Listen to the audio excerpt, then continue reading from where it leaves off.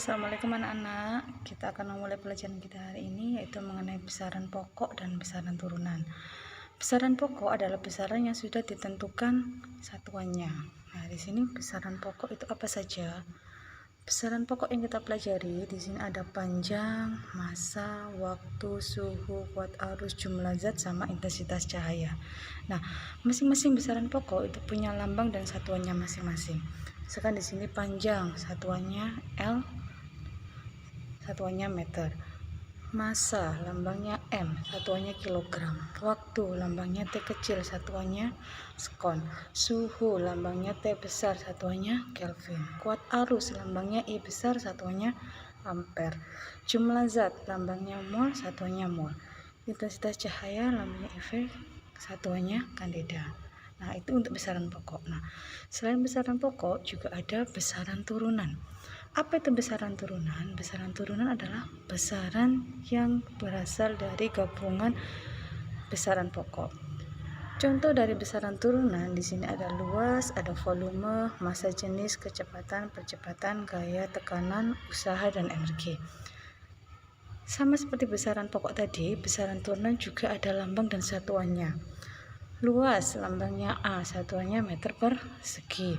Volume, lambangnya F, satuannya meter kubik. Massa jenis, lambangnya Rho, satuannya kilogram per meter kubik. Kecepatan, lambangnya V, satuannya meter per sekon. Percepatan, lambangnya A kecil, meter per sekon. Gaya, lambangnya F, satuannya Newton. Tekanan, lambangnya P, satuannya Pascal. Usaha dan energi, lambangnya W, satuannya Joule. Nah, itu untuk besaran turunan. Nah, sekarang alat ukur yang bisa kita gunakan untuk mengukur besaran pokok dan besaran turunan itu apa saja? Di sini ada mikrometer skrup. Nah, mikrometer skrup ini kita gunakan untuk mengukur ketebalan suatu benda. Bisa itu berupa lempengan tembaga, lempengan kertas, atau apa, itu kita menggunakan mikrometer skrup. Selanjutnya ada penggaris atau mistar. Nah, kalau yang ini saya rasa anak-anak sudah mengenal ya, banyak sekali kita menggunakan penggaris atau mistar. Selanjutnya ada jangka sorong. Nah, jangka sorong ini juga sama sebenarnya fungsinya dengan mikrometer skrup tadi, untuk mengukur ketebalan suatu benda. Selanjutnya ada voltmeter, ini untuk mengukur tegangan. Untuk listrik ya, berkaitan dengan listrik. Kemudian ada ampermeter. Ampermeter ini juga sama, ini kaitannya dengan listrik untuk mengukur kuat arus listrik. Kemudian ada ohmmeter, ini juga masih kaitannya dengan listrik untuk mengukur hambatan. Kemudian ada lagi yaitu termometer. Nah, ini juga sudah familiar ya, kalian sudah kenal termometer untuk mengukur suhu. Kalau kamu panas apa, kita pakai termometer. Kemudian ada barometer. Nah, barometer ini untuk mengukur kelembapan suatu gas, tekanan gas. Nah, stopwatch ini juga sudah familiar, bisa kita gunakan untuk mengukur waktu.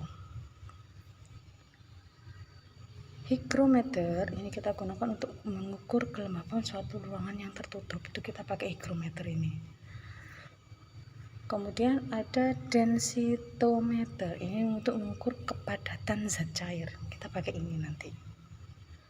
Selanjutnya ada timbangan. Nah, ini pasti semuanya sudah kenal ya, kalau kita beli beras, beli minyak, biasanya pakai timbangan seperti ini. Nah, timbangan seperti ini namanya timbangan duduk.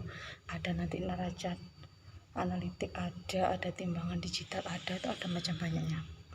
Oke, sekarang Bu, saya masih bingung dengan besaran turunan. Besaran turunan bagaimana? Nah, seperti ini. Misalkan ini luas. Luas itu dari panjang kali lebar. Makanya ketemu yang kuadrat dan seterusnya. Sampai dengan pokoknya. Oke? Jadi, besaran pokok adalah besaran yang satuannya telah didefinisikan terlebih dahulu dan tidak dapat dijabarkan. Besaran turunan adalah besaran yang berasal dari kombinasi besaran pokok. Oke, dadah.